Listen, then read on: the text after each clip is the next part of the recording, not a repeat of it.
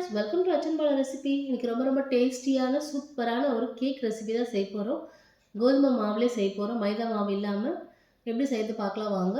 இப்போ ஒரு பேனில் 1 கப்பு கோதுமை மாவு, 1/2 கப்பு சர்க்கரை, 1/2 கப்பு கொக்கோ பவுடர் ஆட் பண்ணிக்கோங்க. கொஞ்சமாக பேக்கிங் சோடா 1/4 ஸ்பூன் அளவுக்கு இருந்தால் போதும். கட்டி எதுவும் இல்லாமல் இதில் மிக்ஸ் பண்ணிக்கலாம் first.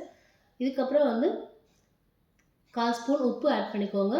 1/2 tablespoon coffee powder, instant coffee powder add பண்ணிக்கோங்க. நீங்கள் எடுக்கிற மாவில் 1/4 டம்ளர் அளவுக்கு நெய், அப்படி இல்லாட்டி வெண்ணெயை உருக்கி ஆட் பண்ணிக்கோங்க. 1/4 கப் அளவுக்கு புளிப்பில்லாத தயிர் ஆட் பண்ணிக்கோங்க. இது எல்லாமே நல்லா மிக்ஸ் பண்ணும்போது தண்ணி எதுவும் சேர்க்காம பால் சேர்த்து மிக்ஸ் பண்ணிக்கோங்க, கட்டி இல்லாமல். ஃபஸ்ட் டைம் நல்லா பீட் பண்ணி எடுத்துக்கோங்க, அப்போ தான் ஃப்ளஃபியாக இருக்கும் மாவு. அதுக்கப்புறமா நீங்கள் பீட் பண்ணாதீங்க. இப்போ உங்கள்கிட்ட இருக்கிற டார்க் சாக்லேட், எந்த சாக்லேட்டாக இருந்தாலும் ஓகே, அதனால் சின்ன சின்ன பீஸஸாக கட் பண்ணிவிட்டு உள்ளே மிக்ஸ் பண்ணி ஆட் பண்ணிக்கோங்க. இதுக்கப்புறம் கேக்கை பீட் பண்ணக்கூடாது, கேக் ஹார்டாகிடும். இந்த ஸ்டேஜில் நம்மளுக்கு உங்கள்கிட்ட கேக் டின் இருந்தால் அதில் செய்யுங்க. அப்படி இல்லாட்டி ஏதாவது ஒரு பாத்திரத்தில் அரை அளவுக்கு ஃபில் பண்ணுற அளவுக்கு நீங்கள் கேக்கோட மாவை ஆட் பண்ணால் போதும். இப்போ நான் பட்டர் ஷீட் போட்டுட்டு லைட்டாக ஆயில் அப்ளை பண்ணிவிட்டேன். இப்போ இந்த மாவை இதில் சேர்த்துக்கலாம்.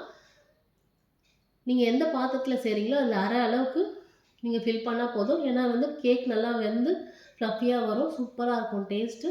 இப்போ லைட்டாக மேலே முந்திரி, பாதாம் சின்ன சின்ன பீஸாக கட் பண்ணி வச்சுருக்கேன், அதை ஆட் பண்ணிக்கலாம். ஆட் பண்ணிவிட்டு லைட்டாக டேப் பண்ணிக்கோங்க, எதுவும் ஏர் பபிள்ஸ் இல்லாமல் ஃபார்ம் ஆகிறதுக்காக. இப்போ இட்லி பாத்திரத்தில் தண்ணி நல்லா கொதித்த பிறகு ஒரு பிளேட் வச்சுட்டு அதுக்கு மேலே நீங்கள் வைக்கிற கேக்கை அதில் வச்சுருங்க. மூடி போட்டு 20 மினிட்ஸ் கரெக்டாக மீடியம் ஃப்ளேமில் 20 மினிட்ஸ் வச்சு எடுங்க. இப்போ கேக் நல்லா வெந்திருக்கான்றத ஒரு டூத் பிக்கோ இல்லை ஒரு ஃபோக்கோ நீங்கள் வச்சுட்டு குத்தி எடுத்திங்கன்னா ஒட்டாமல் வரும். அந்த ஸ்டேஜில் கேக் வெந்துருச்சுன்றதை நீங்கள் தெரிஞ்சுக்கலாம். கண்டிப்பாக பிகினர்ஸ் கூட இதை ட்ரை பண்ணலாம், ரொம்ப டேஸ்டியாக இருக்கும், குழந்தைங்களுக்கும் ரொம்ப பிடிக்கும். இன்னும் ஒரு சின்ன டிப் என்னென்னா, வீட்டிலே நம்ம குழந்தைங்களுக்கு செய்து கொடுத்தோன்னு ஒரு ஹாப்பினஸ் இருக்கும். நீங்களும் ட்ரை பண்ணி பாருங்கள் ஃப்ரெண்ட்ஸ். ட்ரை பண்ணி பார்த்து எப்படி இருக்குன்னு சொல்லுங்கள். ரொம்ப ஹெல்த்தியான ஒரு கேக், சூப்பராக டேஸ்டியாக இருக்குது. Thank you friends. நீங்களும் ட்ரை பண்ணி பார்த்து எப்படி இருக்குன்னு சொல்லுங்கள். இதுவரை நம்ம சேனலில் சப்ஸ்கிரைப் பண்ணணும்னா சப்ஸ்கிரைப் பண்ணிக்கோங்க.